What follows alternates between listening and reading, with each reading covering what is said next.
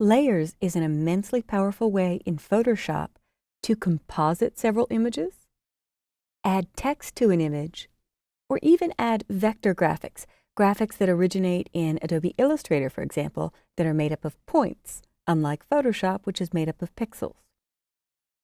In this image, we have one locked background layer, which is the way all images start, and I could copy and paste to get another file in, but I'm going to choose Adobe's File, Place.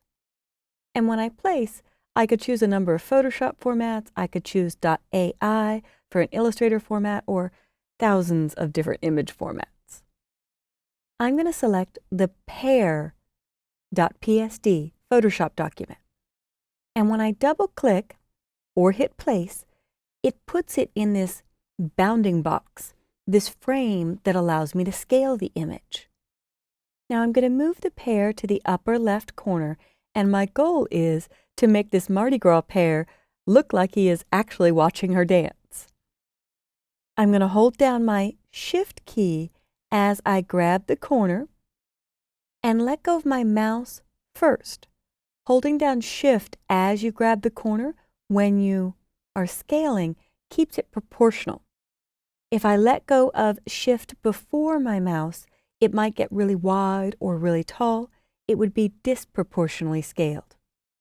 If I'm outside of the bounding box or scale rectangle, I'll see these little bent arrows that'll actually let me rotate this a hair. And I can use my up arrow or down arrow keys to nudge this guy to get him in the perfect position. But I'm going to let it go and either double-click or press Return or Enter to finish the scale. There we go. We've got a happy pear in the window, and it picked up the file name of pear for the new layer. So that was one way to create a new layer. You could copy and paste something in. You could do as we just did, choose File, Place. But now I want to create a layer from scratch for a caption below the window. So I'm going to choose my rectangular marquee tool. And to protect the bricks and the original background photo, I'm going to choose from my layer menu, New Layer. Now I could click the New Layer button at the bottom of the Layers panel just to whip up a new layer, but I prefer to use Layer, New Layer. That way it lets me name it, because poorly named or unnamed layers like Layer 1, Layer 2, Layer Copy 1, Layer Copy 2 keep me up at night. So I will call this Fill. And I could name it Fill Color, but I don't know what color I'm going to use yet, so this is just a fill for the caption. And I have a completely empty layer. If I hide the pear layer by clicking the eye icon that indicates layer visibility, you could see I have just the background. If I click the eye next to the background, I have nothing. All the checkerboard means it's clear or empty or transparent. I've clicked the two layer visibility icons to turn pear and background back on, and fill is still highlighted or active. So every layer above the background acts like a clear piece of acetate stacking one on top of the other. Now I'm ready to put a color into a rectangular shape. So I will click and drag, starting kind of off the screen. I really started out in this darker gray area. That way I know it goes exactly to the edge when I make a selection. If I try to get it perfect, I might miss. So it's safer to start way outside. And I can use my up or down or left or right arrows to nudge this before I fill it. To fill this, I'll choose Edit Fill and select a color. If I choose color in the Fill dialog, it actually gives me an eyedropper tool where I can click to sample a green from the image. And I'll click OK, and OK again. And now I'll choose Select, Deselect to get the marching ants to go away. And while this is a nice green, it's really overpowering or distracting from the image. So I'm going to go to the Layers panel and slide the opacity down between 40 and 60%. You can leave it at any number you'd like, but I don't want it to overpower. I just want it to call attention to the caption I'm about to add. Now over in my Tools panel, I have a foreground color of black and a background color of white. I'm going to hit the teeny tiny swap arrows once, so now white is my foreground color and black is my background.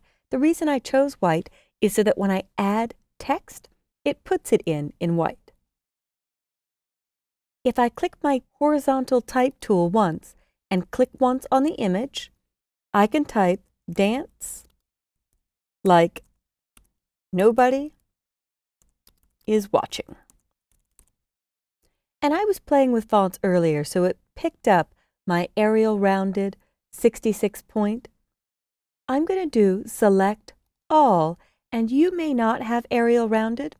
In fact, I think I'll go back to left alignment on this and move it. With type, if you click in the letters, it deselects. But if I hit Command A or Control A to select all, or even have nothing selected and move anywhere outside the letters, it lets you move the type. And I think I'll change this break, dance like nobody, and I'll put is watching down on the next line. And I'll need to do a select all, Command A or Control A, and make this smaller. I'll use my scrubby sliders, clicking and dragging on the T's to visually make this smaller. And then I'll tighten up the leading. Leading is the technical term for line spacing, because it used to be a piece of lead. And so if I go to my options bar, I can toggle the character and paragraph panels and tighten up here the leading or line spacing. And again, there's scrubby sliders to let me do that visually.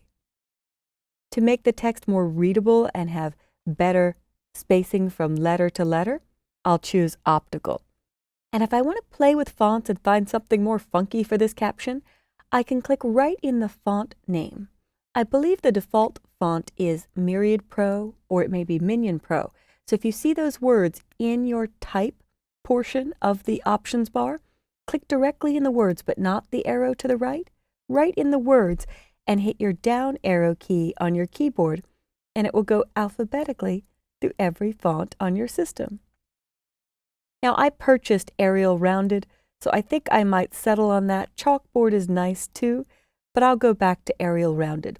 So just a heads up, when you open this file, you may get a missing font warning, but if you don't edit the text in my finished file, it should still be okay. And I have created new layers by bringing in a fill layer, making the layer from scratch, filling with a color under Edit Fill. I used File Place to bring in another image that was silhouetted, and I added a new layer by putting type into the shot. And I'm going to use my Move tool and just nudge this type a little bit to the right. I could also do Free Transform if I want things bigger or smaller, but let's finish this off by making the pear look like he really belongs in the window. In your Layers panel are blending modes. So you could try one of the first ones that jumps out at me, Darken. Darken the image with this color, and it almost looks like a reflection of the pear maybe standing where the camera viewer is. I could try Soft Light, where it looks like maybe the pear is actually inside the window, or Hard Light, where it's more extreme and it looks like the pear is really in front of the window. So you can experiment with these different settings and leave it on the one you'd like. I think I'll settle on Soft Light so it looks like he's peeking at her from inside. So I hope you've enjoyed this tour of creating new layers, and see if you can work along with the video to create possibly your own caption, but a new fill layer, and place the pear into this photo to come up with a completely new composition or a new message for this image.